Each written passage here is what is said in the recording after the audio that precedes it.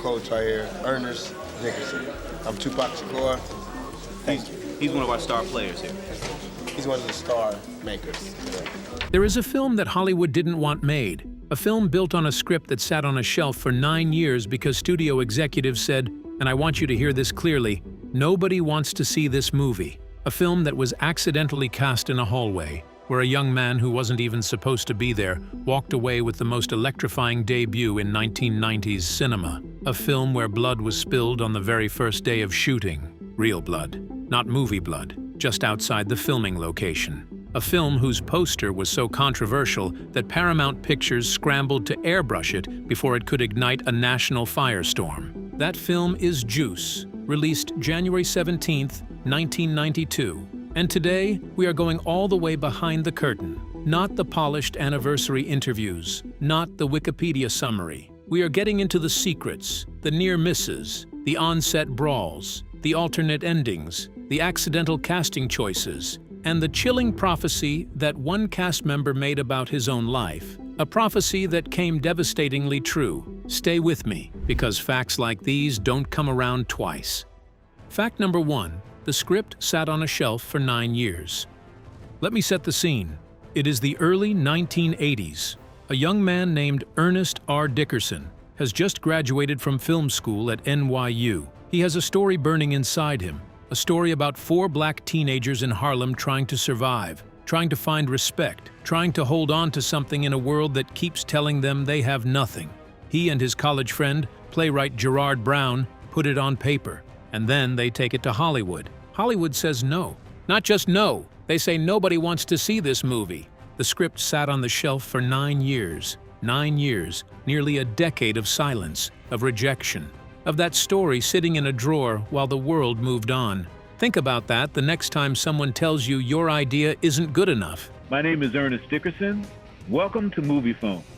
And here is a scene from my film, Juice. It wasn't until Dickerson's career as a cinematographer took off, shooting iconic films alongside Spike Lee, that things finally shifted. And it wasn't even strategy that unlocked the door.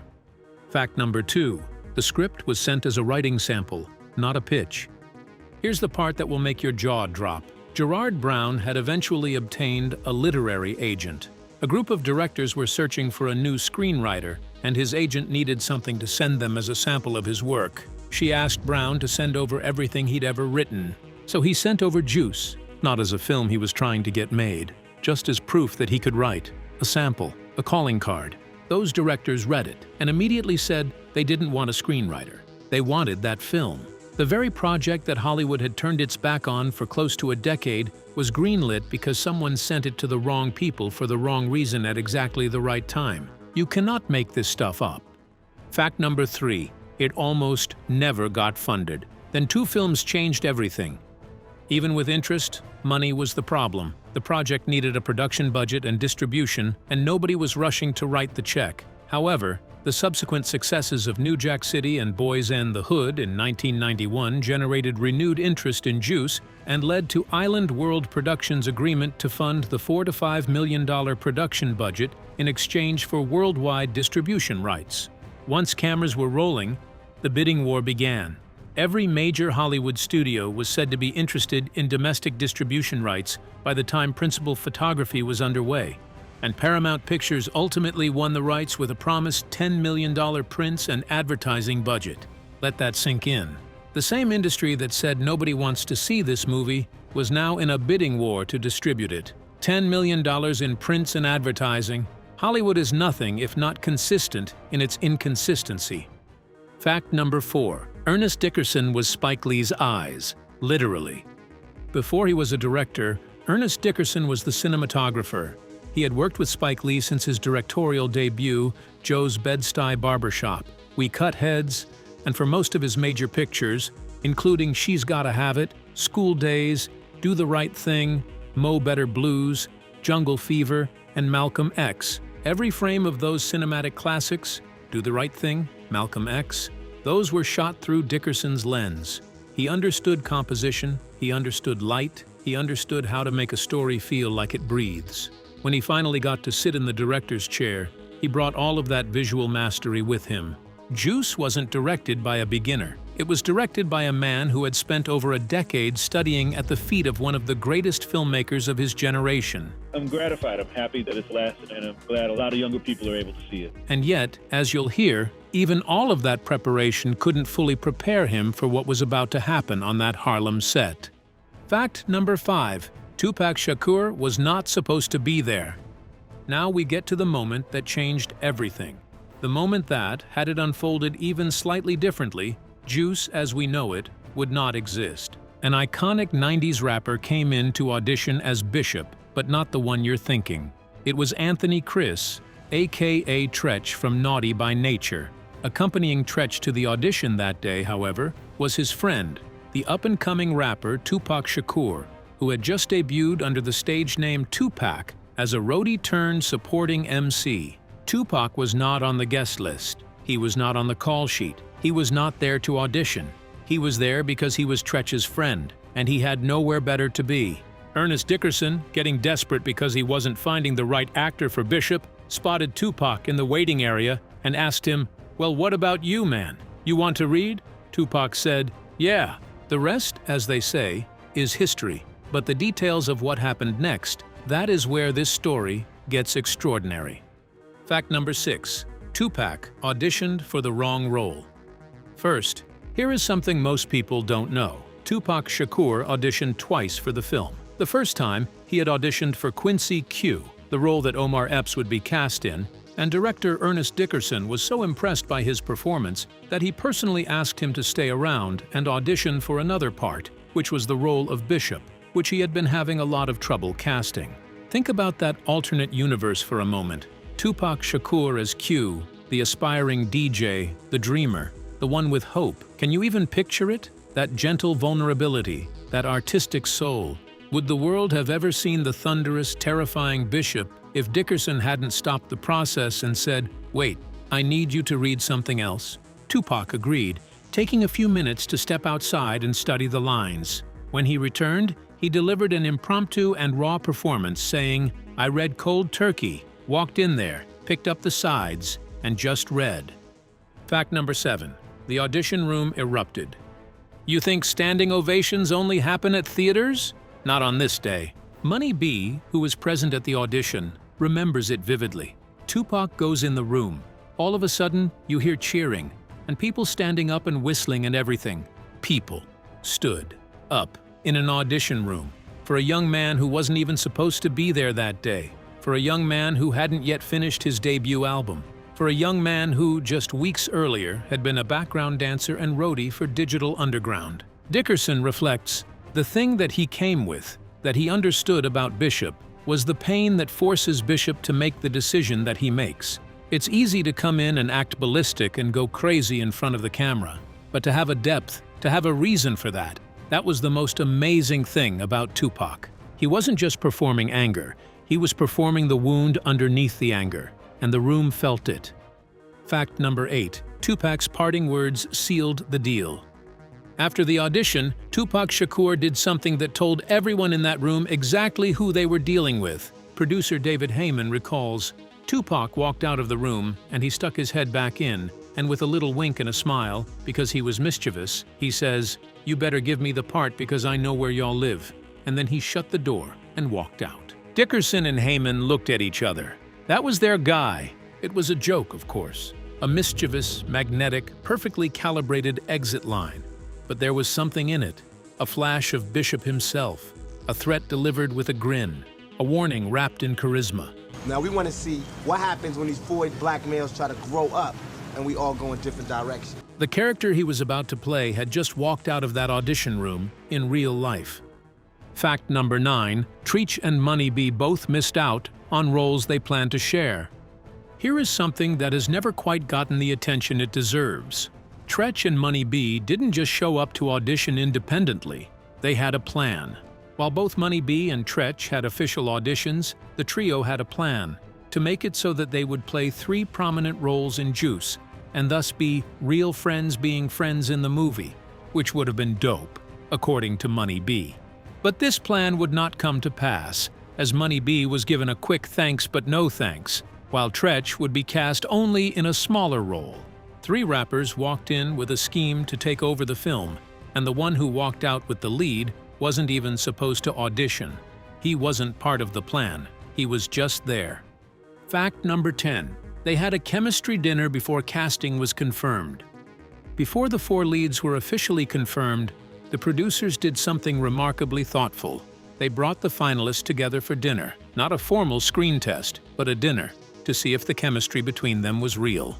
At the table that evening were Jermaine Hopkins, who had appeared in the classic Lean on Me and was being considered for Steel, Omar Epps, a student of LaGuardia High School of Music and Art and Performing Arts, cast as Q, and Khalil Kane, who had been an extra in New Jack City and auditioned for Raheem. By the end of the dinner, the producers were sold on the 4 young men's rapport. It was the perfect combination. A dinner decided the fate of a classic.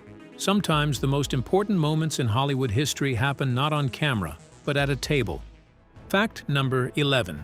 Omar Epps actually learned to DJ. Here is something that separates truly committed actors from the rest.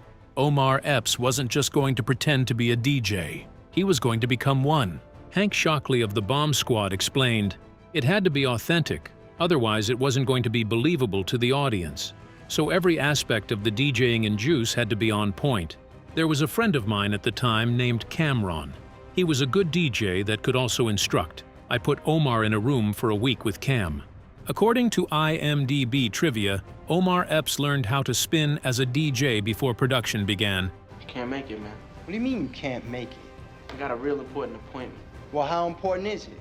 It's my DJ audition. And a lot of what he does in the movie is authentic. A week. 1 week to convincingly become an art form that real DJs spend years perfecting.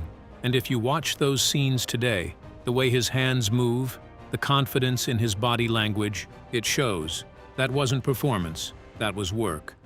Fact number 12. A real dead body was outside the set on the first day of filming.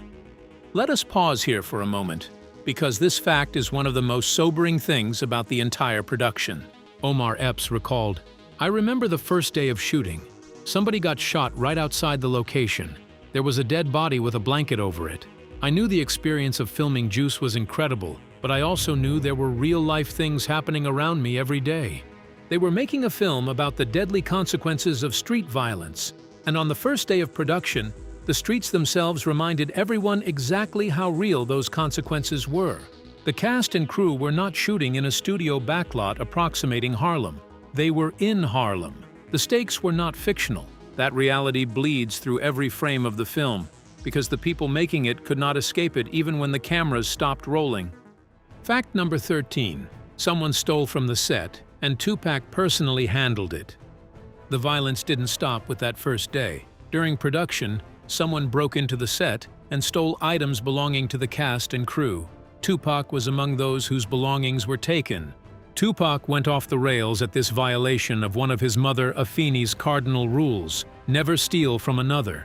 Ernest Dickerson tried to calm him down by assuring him that they'd reimburse him for everything that was taken, but Tupac told him he would take care of it. Days later, someone spotted the suspect lurking around the perimeter of the set. Tupac and his friends ran toward him, grabbed him, and beat him up in the middle of the street before he finally was able to escape and run away. There is a thin line in this story between the character Tupac was playing and the man he was becoming.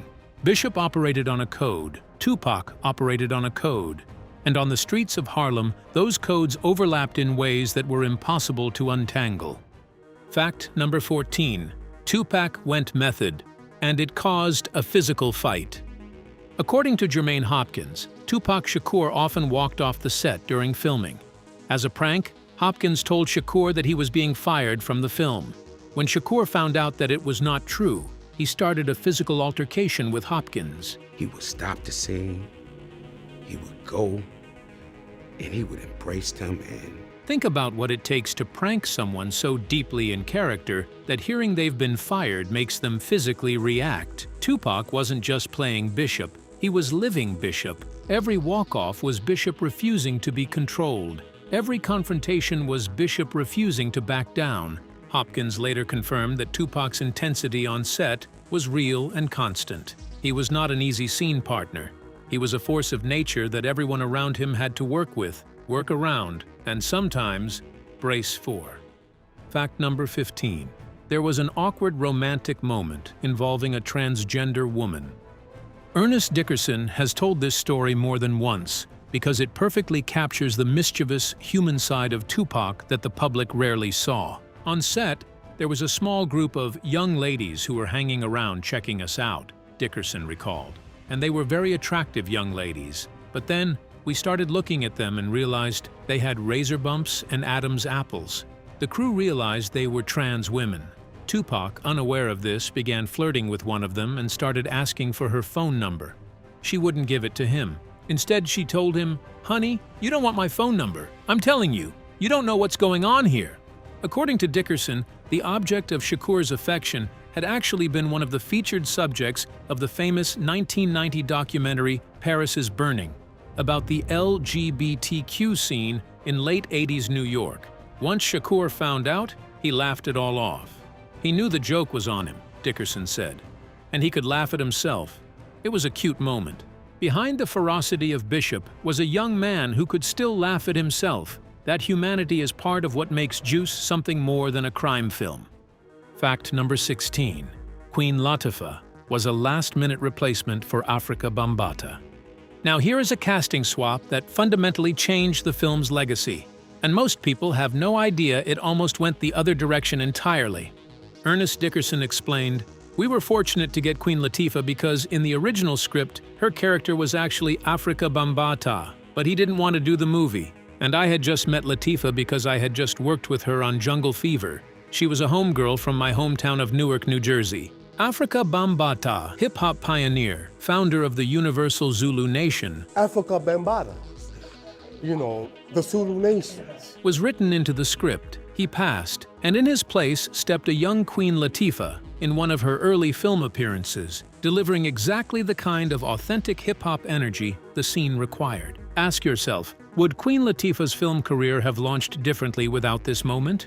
And would Juice have felt the same with Bambaataa in the DJ booth? These are the sliding door moments that shape cinema history. Fact number 17. Samuel L. Jackson was there too, and barely anyone talks about it.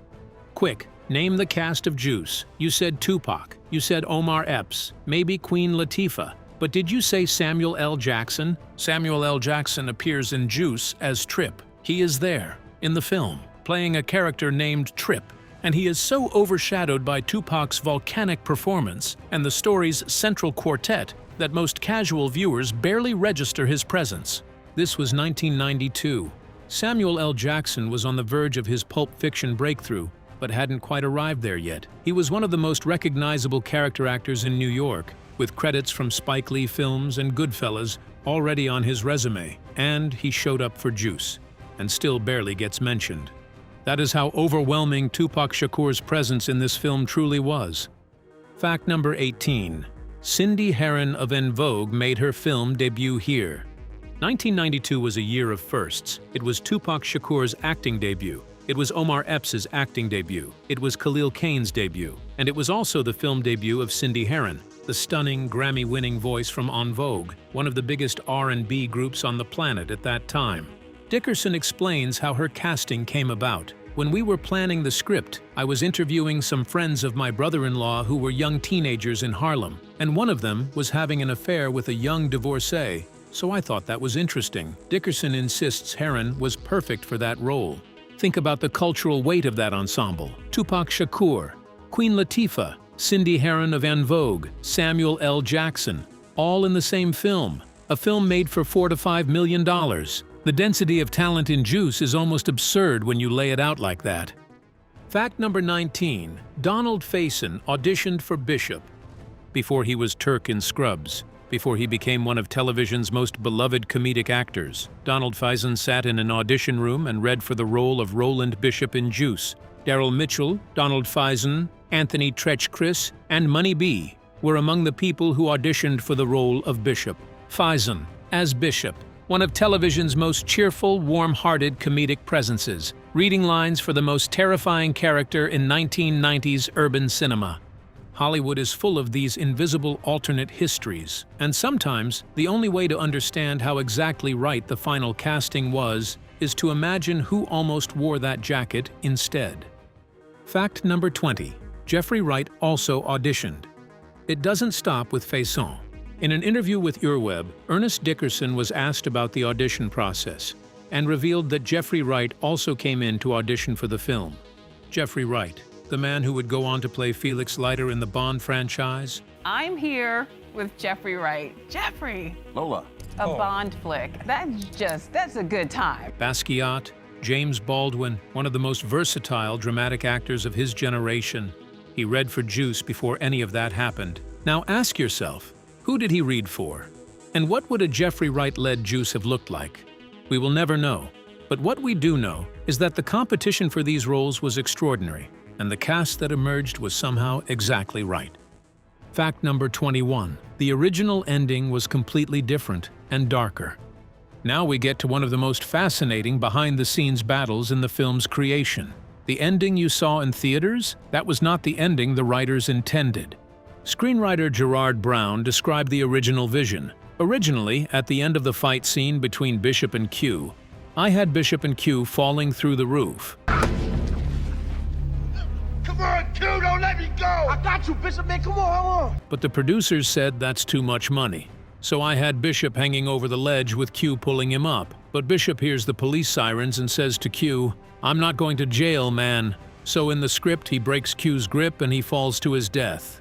That version, the intended version, makes Bishop's death a choice, an act of defiance, a refusal to surrender on anyone else's terms. That is a far more complex, far more haunting ending than an accidental fall. According to AFI records, Paramount requested a new ending that would reflect a measure of hope after seeing an early cut of the film, and Dickerson obliged. The studio wanted hope, the writers wanted truth, and in that negotiation, something was lost. The alternate ending, where Bishop chooses death over captivity, exists on the Blu-ray release.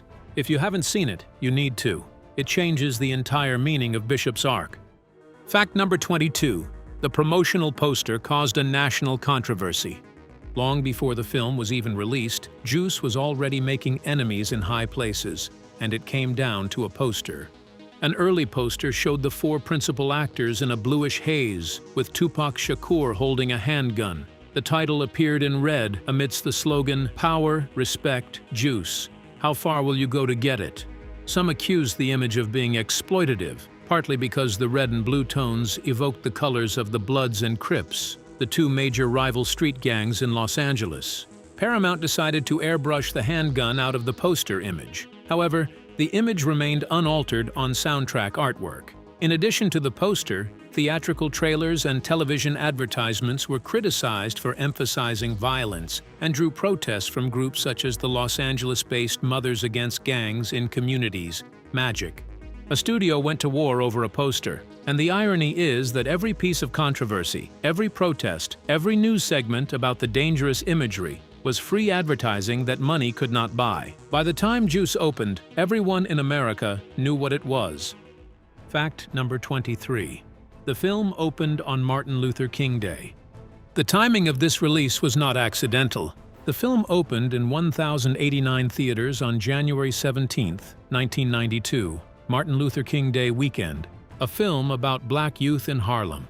A film about what happens when institutional systems fail a generation. A film about the cost of seeking power when every legitimate path to power has been blocked. Released on the holiday honoring the man who gave his life fighting for those very paths to be opened. Whether by design or alignment, the symbolism was unmistakable. And the audience responded. The film's opening weekend box office grosses amounted to an impressive $8 million, and it went on to gross a cumulative $20.1 million, despite having been made for $4 to $5 million. Fact number 24. Paramount provided extra security at theater. The controversy surrounding the film's marketing wasn't just about posters and trailers, it translated into real-world fear and real-world precautions. Due to the precedent of violence associated with openings of similar films, including New Jack City and Boys and the Hood, Paramount offered to fund extra security measures at movie theaters, and in some cases supplied extra prints to be distributed more widely. Read that again.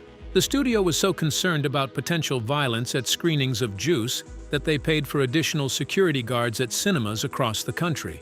This was a reality for black films of this era, a kind of presumptive guilt, a preemptive bracing for the worst from an audience that, more often than not, simply wanted to see their stories told on the big screen. That context matters. It is part of what makes Juice not just a movie, but a document. Fact number 25. The beer and eggs scene started a real-life trend. Not everything about this film is heavy. Some of it is wonderfully, unexpectedly absurd.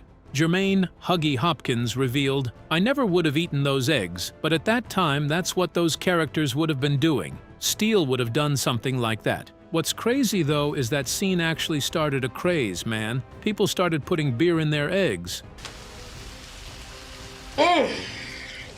Gotta get it right, buddy. One scene, one character quirk. Jermaine Hopkins playing Steele, cracking a beer into a pan of scrambled eggs, and suddenly, across America, people are trying this in their kitchens. That is the power of authentic, street-level storytelling. It doesn't just entertain, it travels. It moves from screen to table. And somewhere out there, someone is still putting beer in their eggs because of Juice. Fact number 26. The soundtrack dropped 2 weeks before the film. In an era before algorithmic playlist seeding and streaming drops, the Juice soundtrack pulled off a marketing move that was genuinely ahead of its time.